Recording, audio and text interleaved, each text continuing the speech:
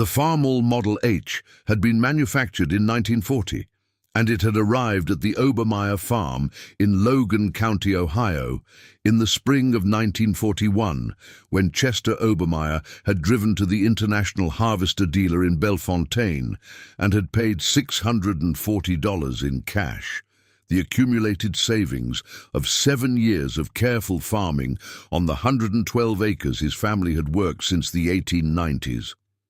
Chester had been 32 years old. The machine had been new, and it had been the first new piece of equipment the Obermeyer farm had ever purchased, and Chester had documented its arrival in the farm account with the entry format he had learned from his father. Date, description, amount, and a single line of context in the margin that the amount alone could not convey. The margin entry for the 1940 Farmall H read, "First new machine, saved 7 years, cash paid, no note."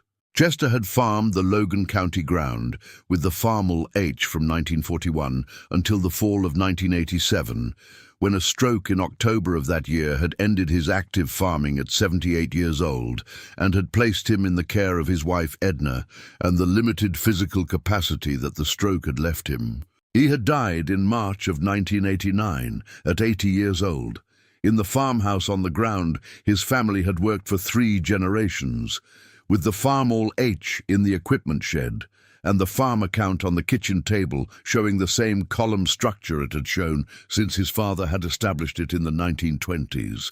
Edna had been 74 years old when Chester died, and she had been farming alongside him, not as a farmhand and not as a secondary participant, but as the equal manager of the operation that their 47 years of marriage had produced. Since their wedding in 1942, 1 year after the H had arrived. She had driven the H herself from the second season of their marriage, when Chester had needed a second tractor operator for the cultivation window, and Edna had been the obvious and available choice.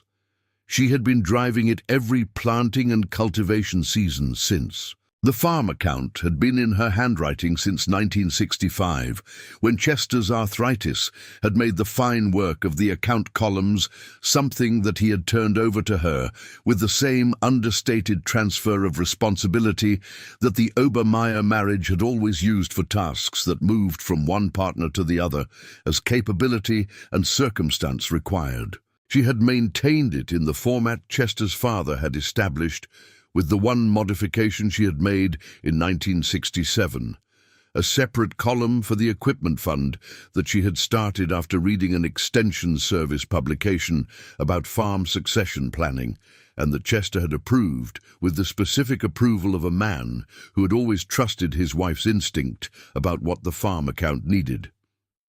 The equipment fund column had been building since 1967. Chester had not replaced the Farmall H in his lifetime, not because he had been unable to, but because the machine had continued to work, and because his assessment of what working meant had been different from the dealer's assessment of what working meant.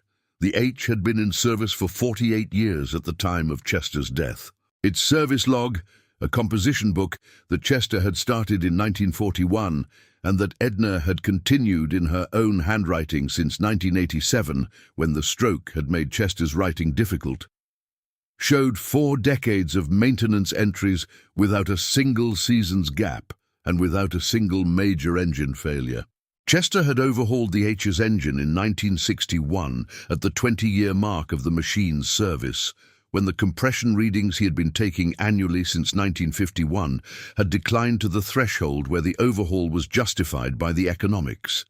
He had done the overhaul himself over the winter of 1960-1961, with the service manual open on the shed workbench and the parts obtained from the IH dealer in Bellefontaine at a total parts cost of $112.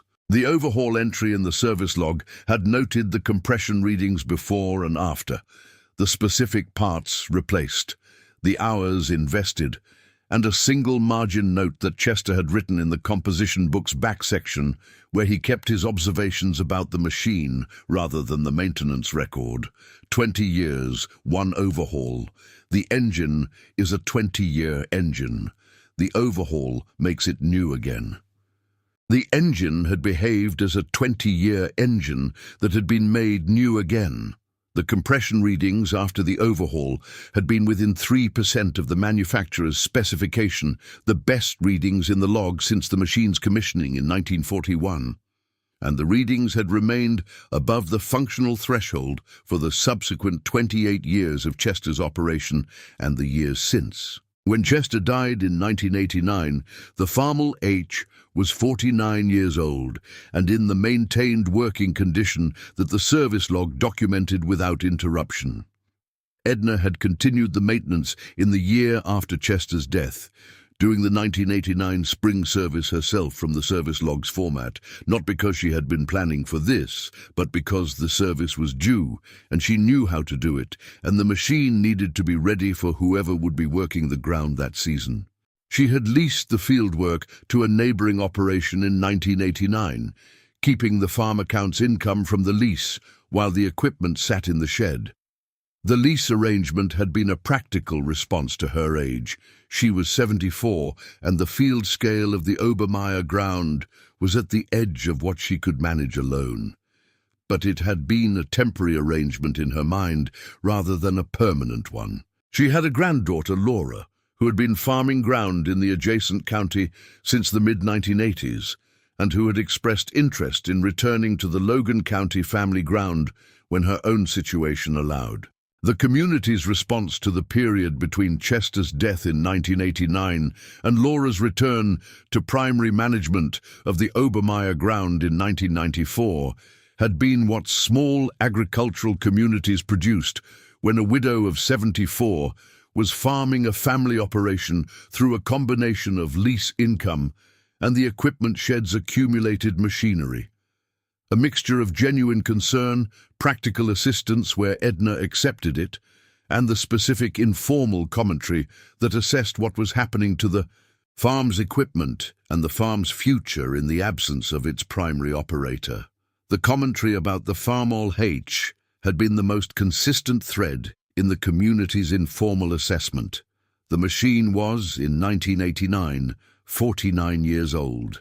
By the time the commentary had become most pointed, in the early 1990s, when the community's general equipment replacement standard had moved firmly to the modern row-crop tractors that the late 1980s new equipment had established, it was 50-some years old, and the community's assessment of a 50-year-old Farmall H in active use and in the service record of a recently widowed woman was, at its most charitable, quizzical.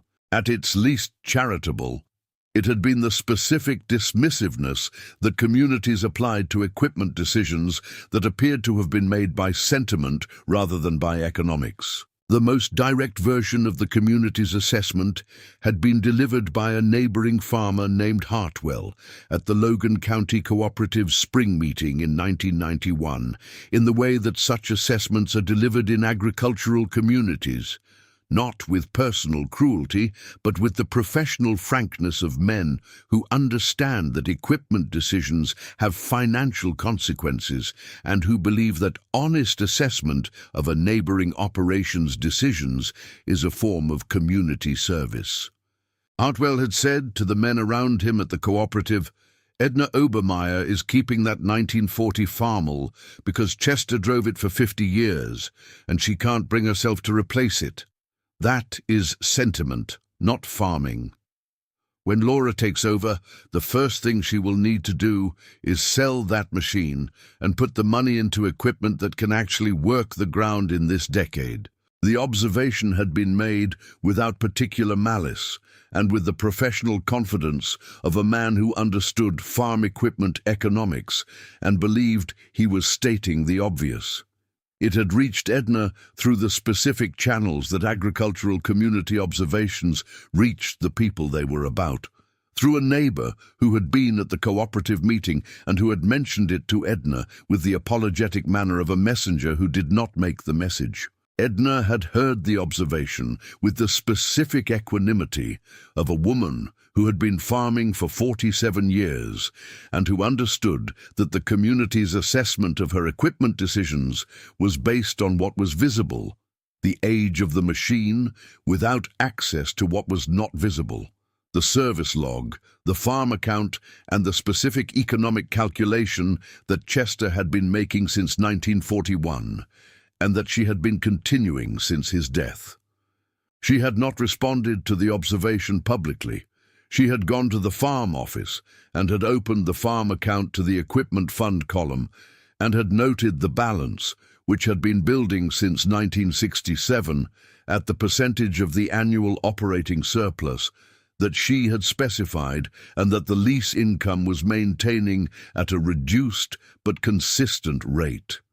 The balance was real. It was available for the equipment replacement that Hartwell had said would be necessary when Laura took over. The replacement could be made when the replacement was warranted. And the replacement was warranted when the economics of the current machine relative to the economics of the replacement produced the outcome that the farm account was optimizing toward. The farm account was optimizing toward the farm's long-term net income, which included the equipment cost as a component. The equipment cost for the Farmall H in 1991 was maintenance and parts, no financing, no depreciation charge against current income, no note service.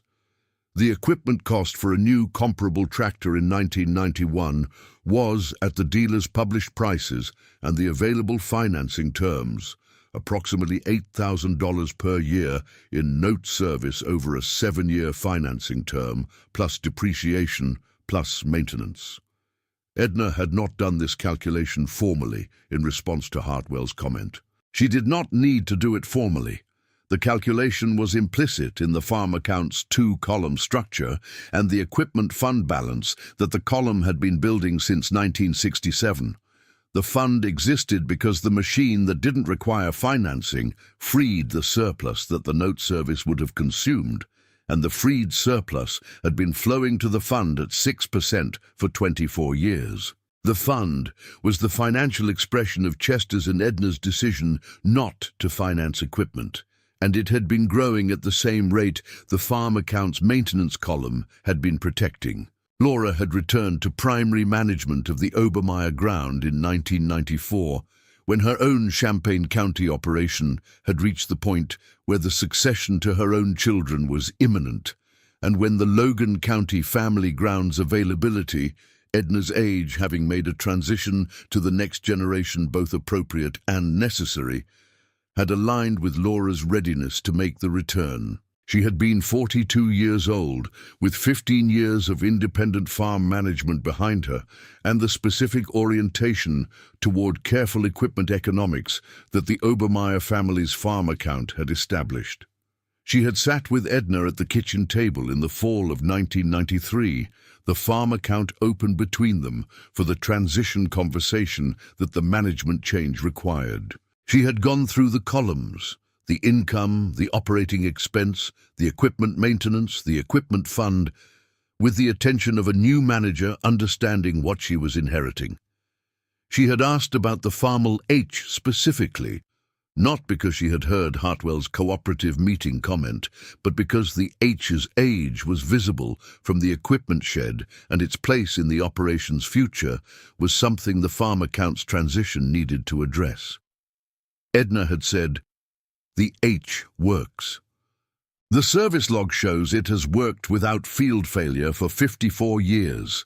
The engine overhaul in 1961 produced compression readings that the annual measurement has confirmed as adequate since. The fund column has been building since 1967 for the replacement when the replacement is warranted. The replacement is warranted when the H's maintenance economics become unfavorable relative to the replacement's total cost economics. The H's annual maintenance cost has been consistently below 3% of the farm's gross revenue. The fund builds the replacement capital without the replacement consuming the operating surplus. When the H reaches the threshold, the fund purchases the replacement without financing. Laura had listened to this in the specific way of someone who has just heard her grandmother describe farm accounting that is more sophisticated than she had expected. She had asked, You have been tracking the maintenance cost as a percentage of gross revenue since when? Edna had said, Chester started the percentage tracking in 1951. I continued it. The log is in the back of the service manual. The H has been between 2.1 and 3.4% of gross revenue in maintenance cost every year since 1951. The threshold for replacement is when the percentage exceeds 5% 2 years running. It has not exceeded 5% in 50 years. Laura had said, and the fund. Edna had said, the fund balance is sufficient for a sound used tractor of the H's replacement capability at the current dispersal market. When the H reaches the threshold, the fund purchases the replacement in cash. The replacement does not affect the operating surplus.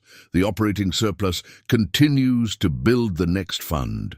Laura had taken primary management in the spring of 1994, with the farm account, the service log, and the equipment fund in the condition Edna had maintained them, and with the specific understanding of the Obermeyer equipment philosophy that the kitchen table conversation had transmitted in the form that the conversation had always transmitted it. The account open, the numbers visible, the principle expressed as the relationship between the columns rather than as an abstract statement. She had continued the H's maintenance in the service logs format. She had continued the equipment fund contribution at 6% of the annual operating surplus.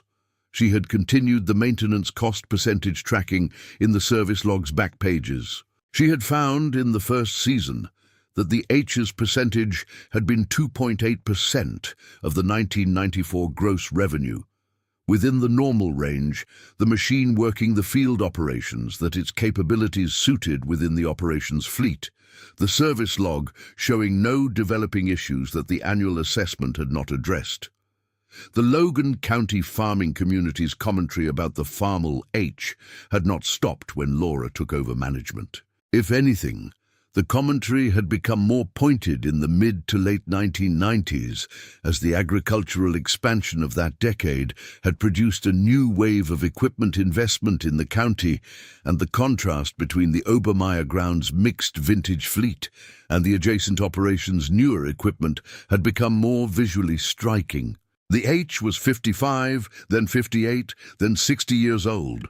Still in active service on the Obermeyer ground, still pulling the cultivating equipment that it had been built to pull, still in the service log's continuous maintenance record. Hartwell had repeated a version of his 1991 comment to the cooperative meeting in 1997, directed now at Laura rather than at Edna. The Obermeyer women are still running that 1940 tractor. I understand the sentiment, but there is a point where sentiment becomes an economics problem. Laura's operation needs modern equipment to compete in this market. The community had heard this version with the mixed reception that repeated observations received, when the operation they described had continued to produce adequate results by any visible measure. Laura's yields were at or above the county average. The farm account's operating reserve was solid. The lease income from the parcels she had continued to lease, in addition to the home ground, had been consistent. The economics problem that Hartwell had predicted had not materialized in the visible evidence of the operation's performance. What had not been visible was the farm account's relationship to the debt environment of the late 1990s and early 2000s. The years between Laura's 1994 return and the 2008 financial crisis had been years in which the agricultural lending environment had been favorable and in which the debt capacity of Midwestern farming operations had been expanding, the land values rising, the collateral strengthening, the lender's willingness to extend credit into the agricultural sector, generating the specific combination of expanded debt capacity and reduced debt discipline that the 2008 crisis had revealed as structurally vulnerable. The Obermeyer ground had not participated in the expansion. Laura had made 2 land acquisitions during the period. The Kessler, 48 acres in 1998, from the equipment fund that had been building since 1967 and that had been supplemented by Laura's additional contribution since 1994 and the NEF 62 acres in 2003, from the fund's rebuilt balance after the Kessler acquisition. Both acquisitions had been cash transactions from the fund, at prices that the Logan County market had produced for available parcels at those times, and both had been recorded in the farm account with the entry format that Chester had established for land acquisitions: date, parcel, acres, amount, method of payment, fund balance after. Under method of payment, cash, equipment fund. Under fund balance after, zero in each case. Under the zero, rebuild begins, established rate. The rebuild had proceeded in each case from the zero balance at 6% of the annual operating surplus in the same format that the column had maintained since 1967. By September of 2008, when the financial crisis arrived in the specific form of bank failures and credit contractions and the specific regional manifestation of a national financial system's structural vulnerabilities becoming catastrophic at the same time, the Obermeyer Farm's financial position was the position that 40 years of the farm accounts discipline had produced: 222 acres of Logan County ground, all in the Obermeyer family's unencumbered ownership. No institutional debt against any acre. The equipment fund at the balance that the post-NEF rebuild had accumulated. The Farmall H in the equipment shed, 68 years old, in the service log's continuous maintenance record. The 2008 financial crisis had arrived in Logan County agriculture in the same form it had arrived everywhere: through the credit markets, through the collateral valuations, through the specific mechanism by which operations whose land acquisitions had been financed against the rising land values of the 2003-2007 period found that the land values had declined and the collateral was no longer adequate for the debt it had been securing. 3 Logan County farming operations that had participated in the late 2000s expansion had found themselves in conversations with their lenders in the fall of 2008 about the restructuring of notes that the current collateral valuations could no longer support at the terms the notes had been written at. Hartwell had been among them. The community had watched the crisis arrive with the specific attentiveness of an agricultural community that understood what the credit contraction meant for the operations that had extended into it, and with the specific awareness that the operations unaffected by the contraction were the ones whose management had not participated in the expansion that the contraction was now unwinding. The unaffected position of the Obermeyer farm had become visible in the fall of 2008, not because Laura had announced it or explained it, but because the contrast between 222 unencumbered acres and a farm account showing zero debt and a functioning equipment fund was visible to the farming community that had been watching the Obermeyer management across 15 years of Laura's tenure and the preceding decades of Chester's and Edna's operation. Edna had been 93 years old in the fall of 2008. She had been in assisted living in Bellefontaine since 2006, when her own physical capacity had made the farmhouse impractical as her primary residence. Laura had visited her on the Saturday, after the crisis had produced its most visible week of bank failures and market disruptions, and had sat with her in the assisted living room and had told her what the farm's position was in the context of what the county's other operations were experiencing. Edna had listened to the account. She had been quiet for a moment. She had said, "Chester would have said this was the account doing its work." Laura had said, "The account has been doing its work since 1941. Edna had said, "Since before 1941. Chester's father started the format. Chester continued it. I continued it after Chester. You are continuing it. The account is older than the H." Laura had said, "The H is still in the shed." Edna had said, "Of course it is, it works. Is it still at 2-point-something% of revenue?" Laura had said, 2.6 this year. Edna had said, "Then it works."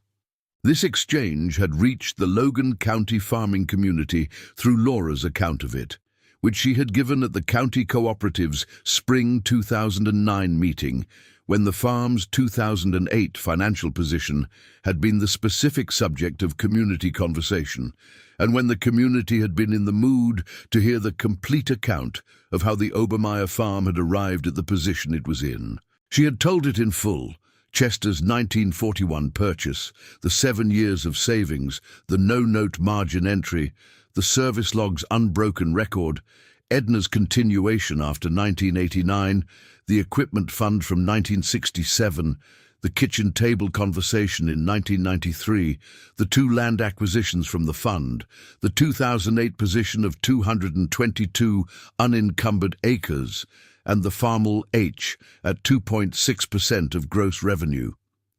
The cooperative meeting had been quiet when she finished. Then an older farmer had said, "Hartwell said the H was sentiment, not farming."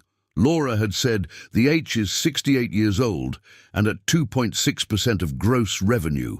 That is not sentiment. That is the cheapest working tractor in Logan County." The meeting had received this with the laughter that the specific combination of accuracy and timing produced. The laughter of people who had heard a true statement delivered at a moment when the truth's relevance was complete and undeniable. Hartwell had been at the meeting. He had not laughed with the others. He had been sitting with the specific stillness of a man who is processing a reversal, and whose silence is not agreement or disagreement, but the specific suspension of response that complex feelings require. He had found Laura after the meeting and had said in the parking lot what the meeting room had not been the right place to say: "I was wrong about the H. I was wrong about what you and Edna were doing with it." Laura had said, "You were right that it was old. You were not right about what old meant for the farm's economics." Hartwell had said, "What did old mean for the farm's economics?" Laura had said, "Old and paid for is not the same as old and done." The H was paid for in 1941. The 7 years of savings went into the dealer in February of that year, and the machine came home and went to work and never had a note against it. 68 years later, it is still paid for. The money that would have been note service on 68 years of equipment financing is in the farm account as the fund that bought 2 parcels, and that is building toward the 3rd.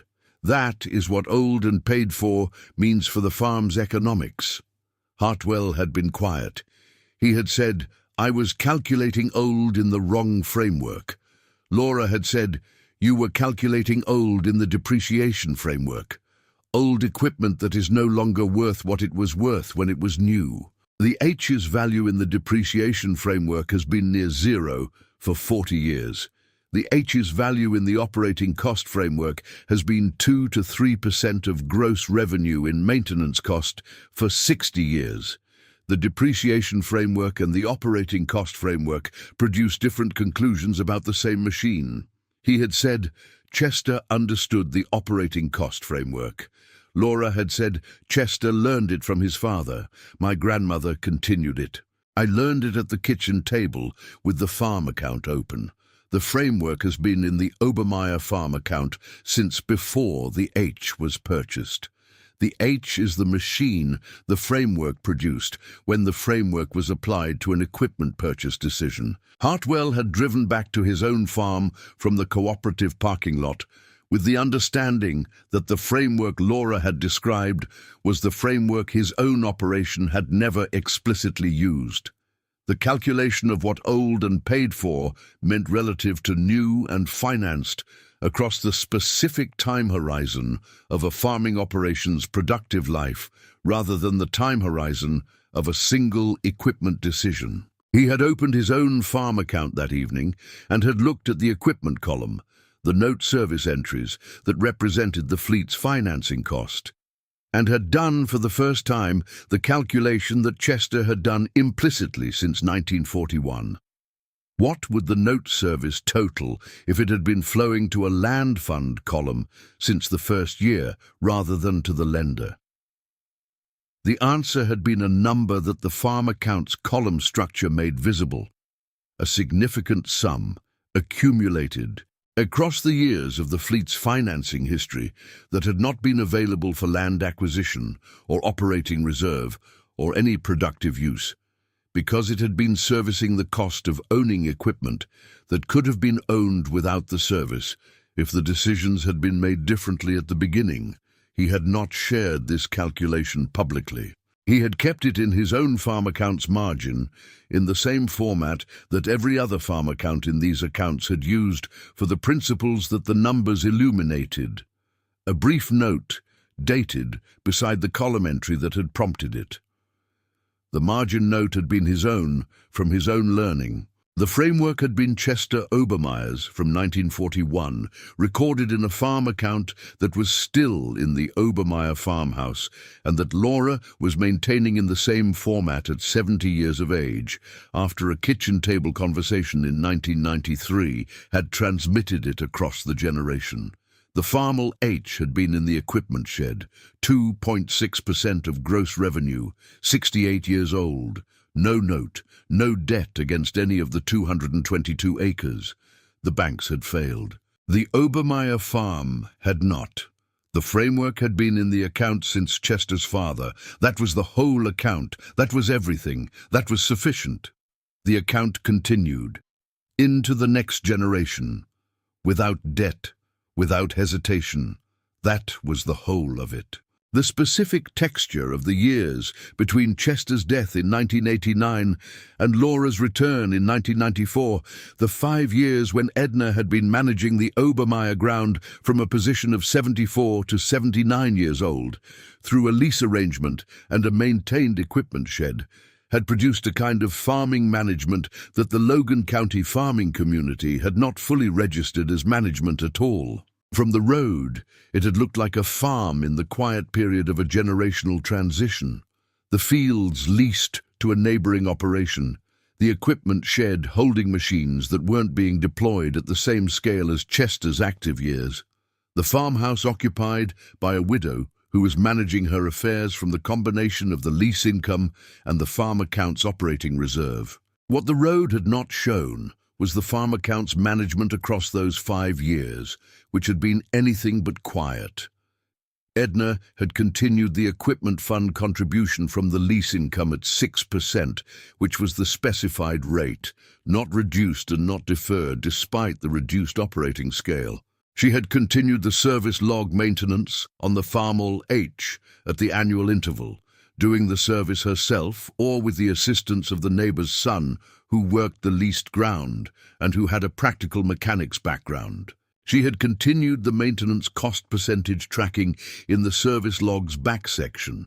The percentage had dropped during the lease years because the H was being used at reduced intensity, which had reduced the consumption-based maintenance items while keeping the interval-based items constant, and the combined effect had been a percentage below the normal range. She had also, in the spring of 1992, used the equipment fund balance to purchase an additional 20-acre parcel on the farm's southern boundary from the Feldman family, whose patriarch had died in 1991 and whose heirs had offered the parcel to the adjacent landowners before listing it publicly.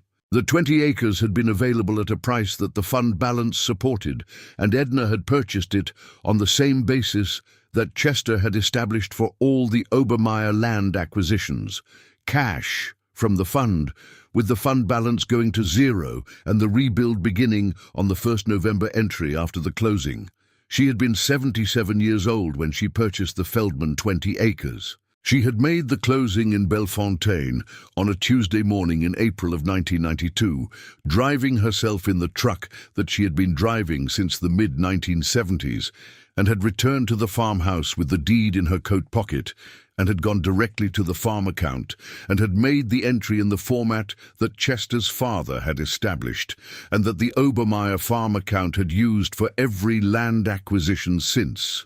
Date, parcel, acres, amount, method, fund balance after. The fund balance after was zero. Below it, rebuild begins, established rate. She had told Laura about the Feldman acquisition in a phone call that evening. Laura had said, You bought land at 77. Edna had said, the Feldman ground was the right parcel at the right price, with the fund at the right balance. The transaction was correct. The person making it was the available person. Laura had said, I should be there. Edna had said, you will be, when the time is right. The farm account will be in the condition it is in when you arrive, which is what the account has always been designed to produce. This exchange had been, in the Logan County farming community's subsequent understanding of the Obermeyer operations management, one of the more quietly remarkable single decisions in a management history that had contained many quiet decisions. A 77-year-old widow, farming 200 acres of Ohio ground through a lease arrangement, had identified an adjacent parcel at a correct price and had purchased it from the accumulated fund without hesitation and without seeking advice from anyone who might have counseled her that a 77-year-old woman had no business making farmland acquisitions. She had not sought the advice because the decision had not required the advice. The fund existed for this purpose. The parcel was the right parcel. The price was within the fund's balance. The framework made the decision. She had executed the decision. Laura had arrived to manage a farm of 212 acres, the original 112, the Kessler 48 acquired in 1998 under Laura's management, and the Feldman 20 that Edna had acquired in 1992.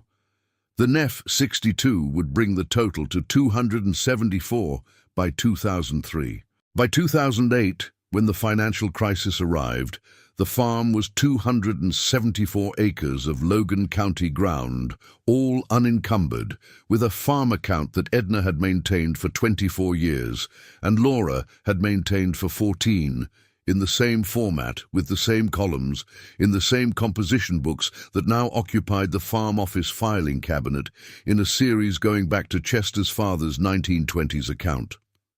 The composition books were the farm's documentary history. The earliest entries in Chester's father's hand described the Depression years, not dramatically, but in the specific flat prose of a man recording what needed to be recorded without editorial comment. The income reduced, and the expenses managed, and the reserve maintained at whatever diminished level the reduced income allowed. Chester's entries continued in the same voice: the war years, the post-war expansion, the 1941 H purchase with the 7 years savings notation. Edna's entries from 1965 forward had the same voice, the same format, the same flat precision of a person recording what needed to be recorded and trusting the record to do the communicating.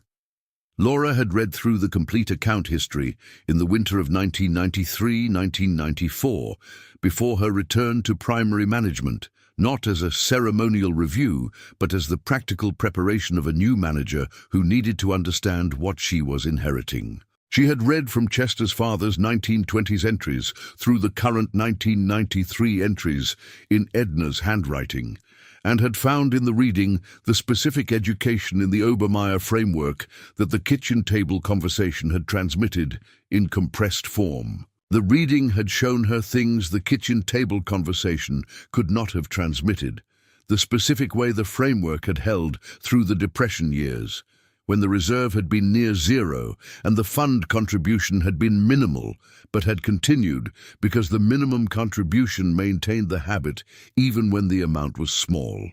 The specific way the 1941 H purchase had changed the account structure. The first equipment item with its own service log reference number entered in the maintenance column. The no-note margin entry establishing a principle that the subsequent decades had maintained without deviation. The specific way Chester had tracked the maintenance cost percentage across every year since 1951, the percentage appearing in the service log's back pages and referenced in the farm account's maintenance column margin notes as the ratio that the framework was protecting. The reading had produced in Laura the understanding that the framework was older than any individual decision and that its integrity depended on its continuity. the principle that each generation had maintained the format and the discipline, even though each generation had been free to change them. The freedom to change and the consistent choice not to change was the framework's evidence of robustness. It had been tested through depression and war and farm crisis and the specific pressures of the late 1990s expansion, and had arrived at 2008 intact and producing the result that the framework's design specified: unencumbered land, maintained equipment, a functioning reserve, and the fund rebuilding from whatever zero it had most recently been drawn to. The farm account in the fall of 2008 showed the NEF 62's acquisition in 2003, the fund balance at zero after the closing, and the 5-year rebuild that had brought the balance to the level it held when the crisis arrived. The balance was not dramatic. It was not the amount that would have been in it if no acquisitions had been made since 1994. It was the rebuilt balance from the NEF acquisition at 6% of 5 years of operating surplus from 274 acres of Logan County ground. The balance was adequate. The land was clear. Hartwell's operation in the fall of 2008 was in the restructuring conversation that the crisis had made necessary. The land he had acquired in the 2005-2007 period had been acquired at values that the 2008 market no longer supported, and the notes he had written against those values were requiring renegotiation. The specific terms of the renegotiation were private and not known to the community in detail, but the fact of the renegotiation and the land that had prompted it had been known through the network since September. He had not been at the cooperative spring meeting in 2009, where Laura had told the complete Obermeyer account. He had heard about the meeting and about the H's 2.6% figure and Laura's framework description through the network that the cooperative meeting's participants had generated. He had received the information with the attention that the framework description warranted. He had called Laura in May of 2009, a month after the meeting. He had said, "I heard what you said at the cooperative about the operating cost framework versus the depreciation framework. I would like to understand it more completely." Laura had invited him to the kitchen table. She had opened the farm account. She had shown him the complete history: Chester's father's entries, Chester's entries, Edna's entries, her own entries, the maintenance cost percentage column in the service log's back pages, the fund column building and drawing down and rebuilding, the no-note margin entry from 1941. Hartwell had sat with the account for an hour. He had read through it in the way that a man reads a document when he understands that the document contains something important and that the importance requires the full reading rather than the summary. He had said, "Your grandfather wrote no note in the margin in 1941.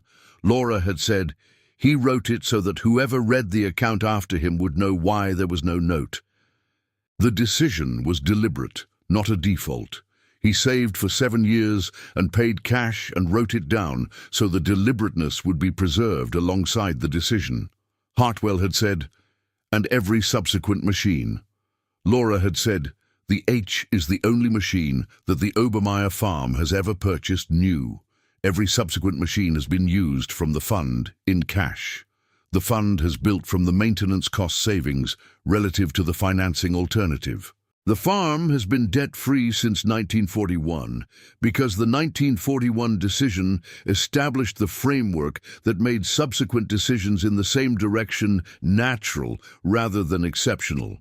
He had said, "natural rather than exceptional." She had said, "Once the framework exists and the fund exists, the cash purchase is the natural decision, and the financed purchase requires justification." Before the framework, the finance purchase seems natural and the cash purchase seems exceptional because cash is always scarce relative to the credit that financing makes available. The framework reverses the scarcity. The fund makes the cash available. The available cash makes the framework's decisions natural. Hartwell had closed the farm account and had said, "I have been farming for 30 years without this framework." Laura had said, "You have been farming for 30 years with a different framework. The frameworks produce different results. The 2008 crisis made the different results visible." This was not a cruel statement. It was the accurate description of what the frameworks had produced, delivered to a man who had asked for the accurate description and who was processing it with the specific seriousness that the 2008 crisis had produced in the minds of the people who had been closest to its effects. Artwell had driven home and had opened his own farm account and had read it forward from the first entry. He had found in the reading the same education that Laura had found in the 1993-1994 reading of the Obermeyer account, the specific learning that came from reading an account with the framework question in mind, rather than the record-keeping question. He had found that the framework had never been in his account. The format had been adequate for record-keeping. The framework that the record-keeping served had been the standard agricultural financing framework of his era. Equipment replaced on the dealer's recommended cycle, financing arranged at the dealer's offered terms, land acquired on the expansion opportunities terms rather than the fund's accumulated terms. The standard framework had been adequate during favorable conditions. The 2008 conditions had not been favorable. The Obermeyer framework had been adequate through every condition the account history showed: depression, war, farm crisis, expansion, crisis again. He had made a margin note in his own farm account on the page of the fall 2008 entries, in a format that was not the Obermeyer format, but that was his own application of the same principle. The framework determines what the account produces. The framework is older than any specific decision. The decisions that maintain the framework are the decisions that compound. The 2008 crisis is the evidence. The note was his own. The principle was Chester Obermeyer's. From 1941, no note, cash paid. That was the whole account. That was everything. The account that Chester had started in 1941, or more precisely that Chester's father had started in the 1920s and that Chester had continued, was not the only composition book in the Obermeyer Farm Office filing cabinet. There were 14 of them, spanning from the 1920s to 2009, each book covering between 5 and 8 years of farm account entries, the handwriting shifting from the grandfathers to Chester's in the late 1940s, and from Chester's to Edna's in 1965, and from Edna's to Laura's in 1994, with the specific overlaps at each transition where one generation's entries ran alongside the beginning of the next's. The 14 composition books were the physical evidence of continuity that the individual entries could not provide. The accumulated weight of the stack, handled and read, communicated something about the duration of the framework's application that no single year's account could express. Laura had described the stack to the cooperative meeting in the spring of 2009. Not in emotional terms, not as a legacy or a heritage in the sentimental sense, but in the precise terms of a farming woman. 14 composition books in the filing cabinet, going back to my great-grandfather's hand in the 1920s. Same format, same columns, same discipline across 4 generations. The discipline is why the 2008 crisis found us without debt. The cooperative meeting had heard this in the way that the agricultural community received accounting that was precise and complete, and delivered by a person who clearly understood what she was talking about, with the specific respect that the community extended to farming competence expressed without excess. The no-note margin entry from 1941 had been the entry that the 2009 meeting had focused on, because it was the foundational entry that the framework's subsequent decades had built on. Chester had paid $640 in cash for a 1940 Farmall H and had written in the farm accounts margin, "First new machine, saved 7 years, cash paid, no note." The no note was the decision's essence. The saved 7 years was the discipline that made the no note possible.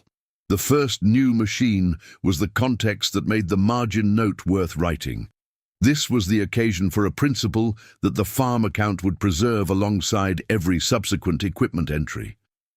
Every equipment acquisition since 1941 had been made with the reference to that margin entry available to whoever was reading the account at the time of the decision. The reference had not produced identical decisions. The equipment had been different, the prices had been different, the fund balances had been different. But the reference had produced decisions made from the same framework. The fund at the specified balance, the acquisition at the available price, the method of payment cash, the note absent. The no-note tradition had compounded across 67 years by the time the 2008 crisis arrived. Not as a mathematical compound, there was no single return to calculate on the absence of note service payments across 67 years. But as the accumulated difference between what the Obermeyer Farm's operating surplus had been spent on and what it would have been spent on if the framework had been different, the fund column in the 14 composition books was the record of what the surplus had been directed toward. The land acquisitions column was the record of what the fund had produced. The debt column, always zero, was the record of what the alternative framework would have added. The combination of the three columns was the account's complete statement of what the framework had built across 67 years from a starting position of 1 paid-for tractor and 112 acres of Logan County ground. The ending position was 274 acres of Logan County ground, all unencumbered, with a functioning equipment fund and a 1940 Farmall H at 2.6% of gross revenue in maintenance cost. The H had been the instrument. The framework had been the engine. The account had been the record. 4 generations of maintenance and the specific discipline of never writing a note against a machine had produced the position that the bank's failure had made visible. Chester had not known in February of 1941 that 67 years later the banks would fail, and his no-note margin entry would be the foundation of an unencumbered 274-acre farm in Logan County. He had known that the machine was paid for and the farm had no note against it, and that the payment had required 7 years of savings, and that the 7 years had been worth it because the machine worked and the note was absent, and the absence of the note meant the surplus flowed to the farm rather than to the lender. That was what he had known. He had written it in the margin. The margin had held it for 67 years. The banks had failed. The Obermeyer farm had not. The no-note had held from 1941, through Chester, through Edna, through Laura, into the second year after the crisis, with the fund rebuilding at the established rate, as it had always done. After every acquisition, from every zero, that was sufficient. That was the whole account. The H was still in the shed, still at 2.6%, 68 years old. First new machine, saved 7 years, cash paid, no note. That was everything. The service log's unbroken record across 68 years was itself a document worth accounting because the record's continuity was not incidental to the story. It was the physical evidence that the framework had been applied without interruption. And the physical evidence was what made the framework's claims verifiable rather than merely asserted. The service log's first entry was dated April of 1941 in Chester's handwriting. Farmall H, serial number noted. Initial commissioning service complete. Oil and filter, governor check against specification. Initial compression test, all 6 cylinders within 3% of each other and within specification.